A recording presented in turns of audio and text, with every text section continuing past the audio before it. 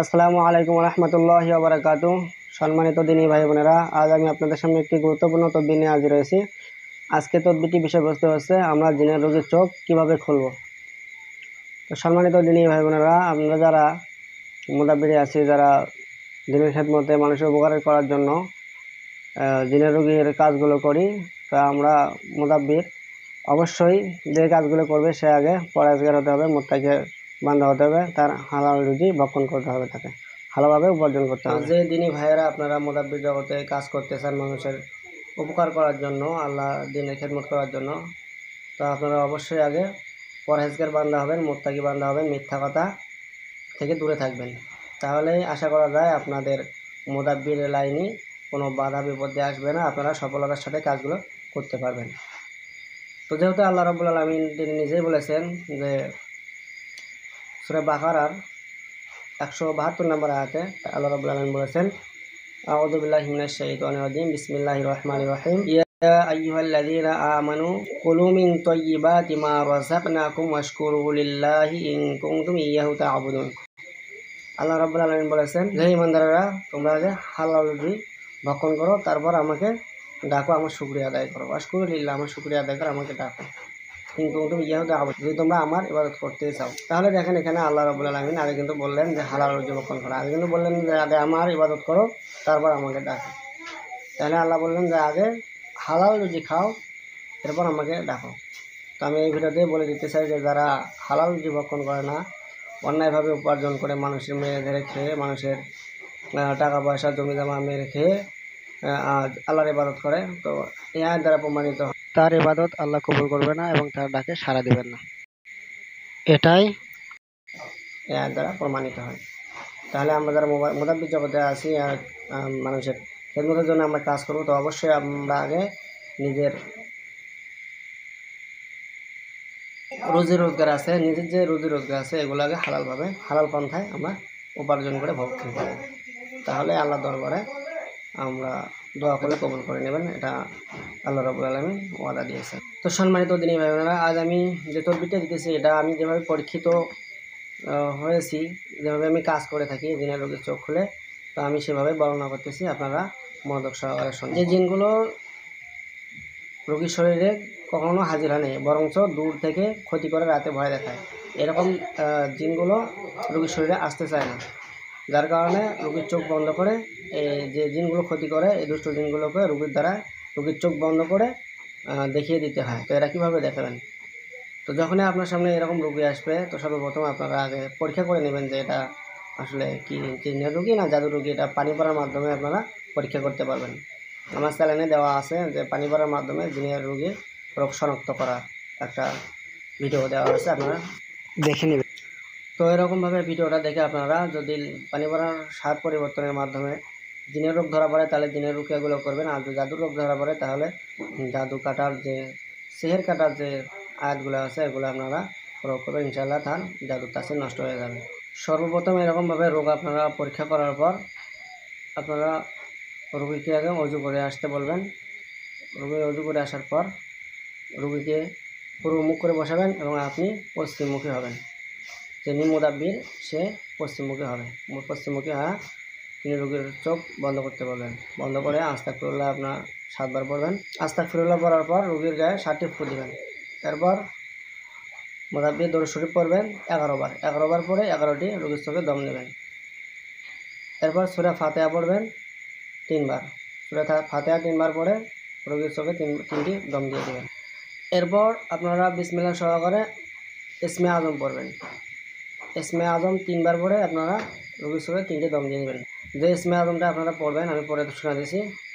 বিসমিল্লাহির রহমানির রহিম,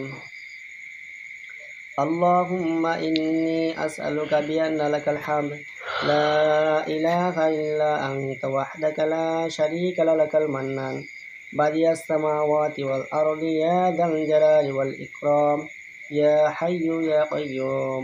এই ইসমে আজমটা আপনারা 3 বার পরে 3টি রোগীর চোখে দম দেবেন। এরপর আপনারা সূরা রহমানের 33, 34, 35, 36 নম্বর আয়াত পরে রোগীর চোখে দম দিয়ে দেবেন।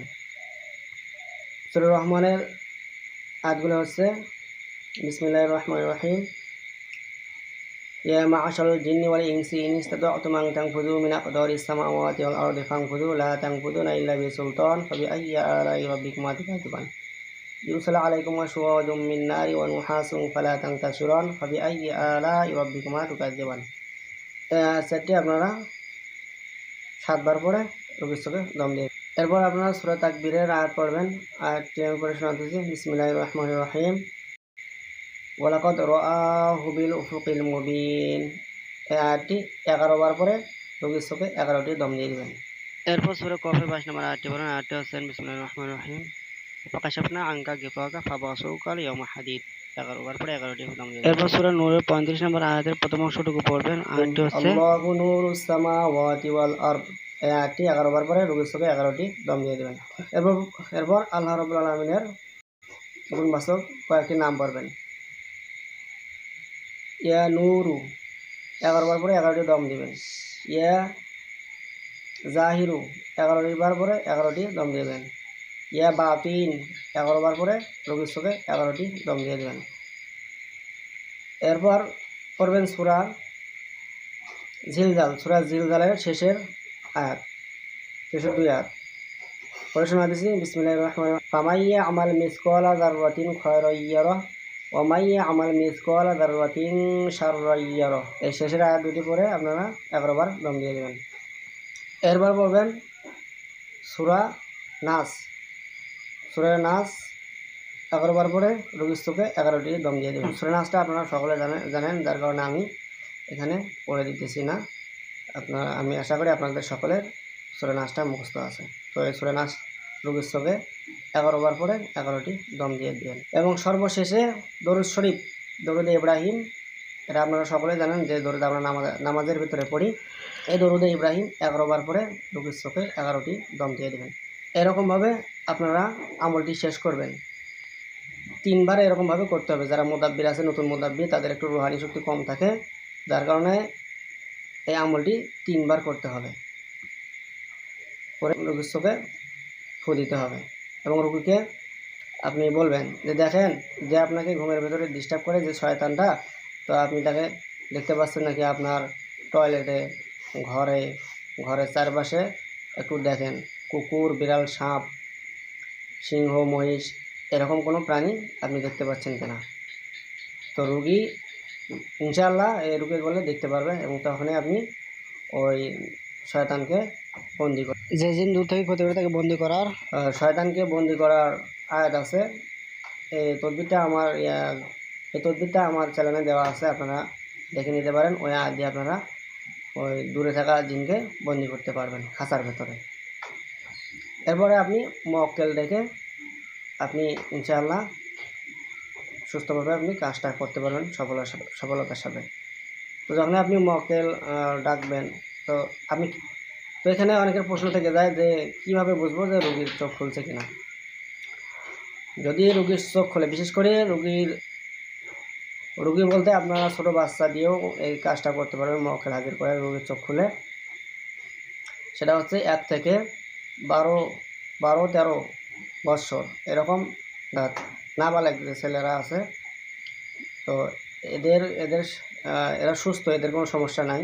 তো এদের চোখগুলো বেশি খুলে, যেহেতু এদের পাপ বেশি নাই, যার কারণে এদের উপর রুকিয়া করলে এদের চোখ তাড়াতাড়ি খুলে যায়, দ্রুত খুলে যায়। এবং মুয়াক্কেল দেখে আপনারা দূরে থাকা যে রুগী আছে, যিনি সমস্যা, যিনি আক্রান্ত, জাদুতে আক্রান্ত, মুয়াক্কেল দ্বারা আপনারা এখান থেকে বসেই কাজগুলো করতে পারবেন, দূরের রোগীর কাজগুলো। তো এটা একটা সুবিধা আছে, আল্লাহর অশেষ একটা নিয়ামত এটা। তো সম্মানিত দিনী ভাই বোনেরা, আমি আশা করি আপনারা আমলটি ফেলেছেন। তো যারা আমলটি বোঝেন নাই, অবশ্যই আমাকে কমেন্টে জানাবেন কোন জায়গাটা বোঝেন নাই, আমি আপনাদেরকে বুঝে দেওয়ার চেষ্টা করব। তো আমার চ্যানেলটির নাম হচ্ছে ইসলামিক ট্রিটমেন্ট মিডিয়া। এখানে আমি কোরআন হাদিস মোতাবেক চিকিৎসা করি এবং কোরআন হাদিস মোতাবেক আমার পরীক্ষিত যে আমলগুলো এগুলোই দেওয়া হয়। তো আপনারা চাইলে এগুলো নিজেরাও এগুলো পরীক্ষা করে দেখতে পারেন, যেহেতু কোরআন সত্য, আল্লাহর মুখের বাণী, এখানে যারা পরিমাণে মিথ্যার কোনো সংস্পর্শও নেই। তো আপনারা আমার জন্য একটু দোয়া করবেন, আমি যেন আল্লাহর কালাম দিয়ে, হাদিস দিয়ে মানুষের খেদমত করতে পারি এবং অল্প হাত দিয়ে যেন আমরা মানুষের খেদমত করে আখিরাতের পুঁজি অর্জন করতে পারি। এটাই মেইন আমার আসল উদ্দেশ্য এবং লক্ষ্য। তো আপনারা পরবর্তীতে কীরকম ভিডিও আমল পেতে চান, তো আপনারা পরবর্তীতে কীরকম আমল পেতে চান আমাকে কমেন্ট করে জানাবেন। তো ইনশাআল্লাহ আমি আপনার কমেন্ট করে ওই আমলগুলো বাতিয়ে দেওয়ার চেষ্টা করব ইনশাআল্লাহ।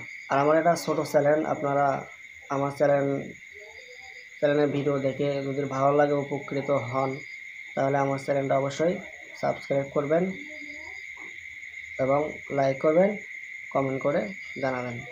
সকলে ভালো থাকবেন, সুস্থ থাকবেন। আসসালামু আলাইকুম ওয়া রাহমাতুল্লাহি